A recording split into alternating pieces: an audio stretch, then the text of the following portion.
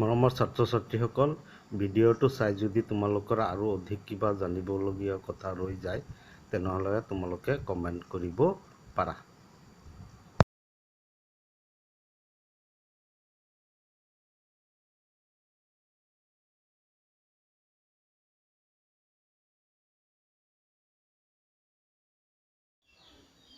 এতিয়া আমি আলোচনা কৰিবলৈ আগবাঢ়িছোঁ ৰক্তচাপ, ব্লাড প্ৰেছাৰ। আজিকালি প্ৰায়ে তোমালোকৰ ওচৰ চুবুৰীয়া বা ঘৰতে কাৰোবাৰ নহয় কাৰোবাৰ এই বেমাৰটো আছে, ৰক্তচাপ, ব্লাড প্ৰেছাৰ। ব্লাড প্ৰেছাৰ মানে কি, ৰক্তচাপ মানে কি, এই কথাটো কি, এই কথাটোৰ দ্বাৰা কি বুজোৱা হৈছে? ৰক্তচাপ মানে হৈছে আমাৰ তেজৰ নলিকাবোৰৰ মাজেদি যেতিয়া তেজ প্ৰবাহিত হয়, হৃদযন্ত্ৰই তেজ পাম্প কৰে, এইমাত্ৰ আমি পঢ়িলোঁ। যেতিয়া এই তেজ প্ৰবাহিত হয় ৰক্তনলিকাৰ মাজেৰে, তেতিয়াহ'লে বেৰত চাপ প্ৰয়োগ কৰে না নাই? যেতিয়া গতি কৰিব, গতিৰ বস্তুটোৱে চাপ প্ৰয়োগ কৰিব না নাই? সেই চাপটোকে কয় ৰক্তচাপ। তেজে ৰক্তনলিকাৰ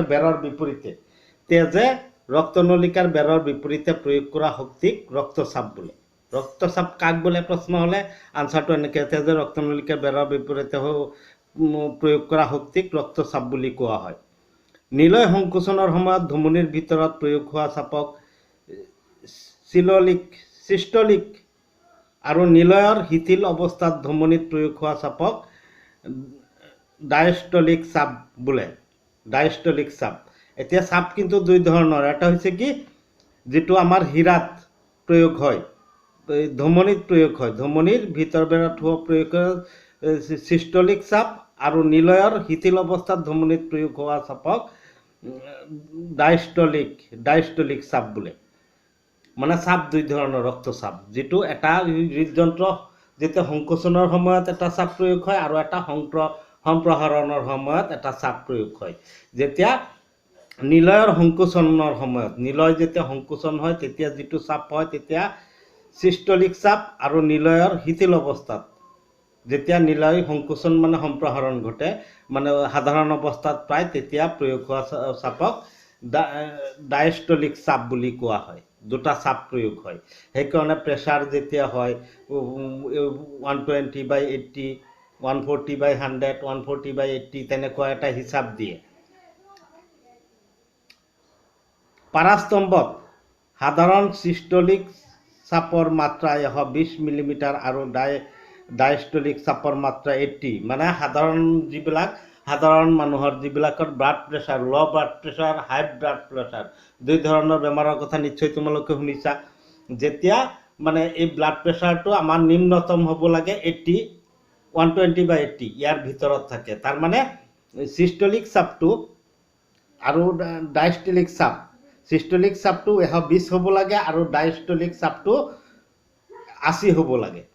গতিকে এইটো সীমাত যেতিয়া থাকিব তেতিয়া মানুহ সুস্থ। যেতিয়া বাঢ়ি যায়, 120তকৈ বেছি হৈ যায়, হাই ব্লাড প্ৰেছাৰ যেতিয়া 80তকৈ তলফালে আহিব খোজে, তেতিয়া ল' ব্লাড প্ৰেছাৰ বুলি কোৱা হয়। এতিয়া এইটো কেনেকৈ ইয়াত জুখিছে, প্ৰেছাৰ জোখা যন্ত্ৰৰ যিটো, এই যন্ত্ৰৰ সহায়ত এইটোক কয় স্ফাইগোমেনোমিটাৰ বা ছিগমোমেনোমিটাৰ বুলিও কোৱা হয় এই যন্ত্ৰটোৰ নাম। এই যন্ত্ৰটো ইয়াত টাইট কৰি দিয়া হয় ৰবৰৰ নলীত, ইয়াৰ পৰা পাৰাস্তম্ভৰ লগত সংযোগ কৰা থাকে, আৰু ইয়াত কি কৰা হয়, বায়ু সোমাই দিয়া হয়।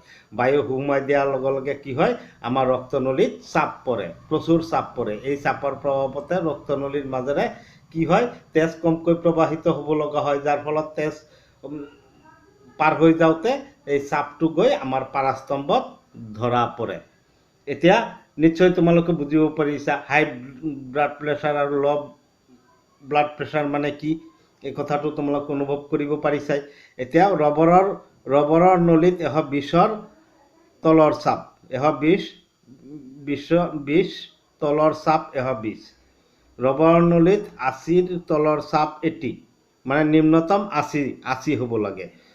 ষ্টেথিস্কোপত শব্দ শুনিব পৰা যায়। তাৰমানে এই ষ্টেথিস্কোপটো এই ৰক্তনলীৰ ওপৰত ধৰি ৰাখিলে তেতিয়া আমি এইটো কৰিলে এই ষ্টেথিস্কোপৰ সহায়ত শব্দ শুনিব পাৰোঁ। যিটো টাইমৰ পৰা শব্দ আৰম্ভ হৈ যিখিনিলৈকে শেষ হয়, তেওঁৰ ব্লাড প্ৰেছাৰৰ সীমাটো তাত আছে। তাৰমানে য'ত আৰম্ভ হয়, পাৰাস্তম্ভ নিম্নগামী হওঁতে য'ত আৰম্ভ হয় সেইটো হৈছে কি, চিষ্টলিক চাপ, আৰু য'ত গৈ শব্দটো নাইকিয়া হৈ যায় সেইখিনি হৈছে কি ডায়ষ্টলিক চাপ। গতিকে এনেকৈ মানুহৰ ৰক্তচাপ জোখা হয়। সাধাৰণ চিষ্টলিক চাপৰ মাত্ৰ 120 মিলিমিটাৰ আৰু ডায়ষ্টলিক চাপৰ মাত্ৰ 80 মিলিমিটাৰ। মানে চিষ্টলিক চাপৰ মাত্ৰা যিটো 120 মিলিমিটাৰ। যেতিয়া চিষ্টলিক চাপটো কি হয়, যেতিয়া সংকোচন হয়, নিলয়ৰ সংকোচনৰ সময়ত 120 মিলিমিটাৰ আৰু সাধাৰণ অৱস্থাত মাত্ৰা 80 মিলিমিটাৰ। ৰক্তচাপ জোখা যন্ত্ৰটোৰ নাম স্ফাইগোমেনোমিটাৰ, স্ফাইগোমেনোমিটাৰ বা ছিগমোমেনোমিটাৰ বুলিও ক'ব পাৰি। তেজৰ উচ্চ চাপক হাইপাৰটেনশ্যন বুলি কোৱা হয়। উচ্চ চাপটোক হাই ব্লাড প্ৰেছাৰ, এইটো হাইপাৰটেনশ্যন বুলি কোৱা হয়। ধমনী চেপ খাই সংকোচন হোৱাৰ কাৰণে উচ্চ ৰক্তচাপ হয়। উচ্চ ৰক্তচাপ কিয় হয়? ধমনীবিলাক সংকোচন হোৱাৰ কাৰণে যিবিলাক সম্প্ৰসাৰণ হ'ব নোখোজে তেজ চলাচল কৰোঁতে, তেতিয়া আমাৰ এই হাইপাৰটেনশ্যনটো হয়। ধমনী চেপা খাই সংকোচন হোৱাৰ কাৰণে উচ্চ ৰক্তচাপ হয় আৰু ইয়াৰ ফলত তেজ প্ৰবাহৰ প্ৰতিৰোধ বাঢ়ি যায়। তেজ প্ৰবাহ হ'বলৈ যিমান প্ৰবাহ হ'ব লাগে তাতকৈ বাধাপ্ৰাপ্ত হৈ কমকৈ হয়, প্ৰতিৰোধটো বাঢ়ি যায়। উক্ত ৰক্তচাপৰ কাৰণে ধমনী ফাটি অন্তঃ ৰক্তক্ষৰণ হ'ব পাৰে। ধমনীবিলাক ফাটি গৈ আমাৰ শৰীৰৰ ভিতৰতে অন্তঃ ৰক্তক্ষৰণ হ'ব পাৰে, যিটো প্ৰায়ে মানুহৰ হয়, মগজুত হয়। মগজুত হোৱাৰ কাৰণে পেৰালাইচিছ বেমাৰ হয়। নিশ্চয় এই বিষয়ে তোমালোকে দেখি চাও বা শুনি চাও। এই ৰক্তচাপৰ বিষয়ে এইখিনি আলোচনা। মৰমৰ ছাত্ৰ ছাত্ৰীসকল, ভিডিঅ'টো চাই ভাল লাগিছে যদি ভিডিঅ'টো লাইক কৰা, শ্বেয়াৰ কৰা আৰু চেনেলটো ছাবস্ক্ৰাইব কৰি লোৱা, যাতে চেনেলত গৈ প্লে'লিষ্টত ভিডিঅ'বোৰ একাধিকক্ৰমে চাই যাব পাৰা। ইয়াৰ উপৰিও প্লে'লিষ্টবিলাক মই Facebook group, Facebook page, Telegram আদিত শ্বেয়াৰ কৰি থৈছোঁ, যাৰ লিংক মই ডিছক্ৰিপশ্যনত দি থৈছোঁ। তাৰ জৰিয়তেও তোমালোকে চেনেলত গৈ ভিডিঅ'বোৰ একাধিকক্ৰমে চাই যাব পাৰিবা।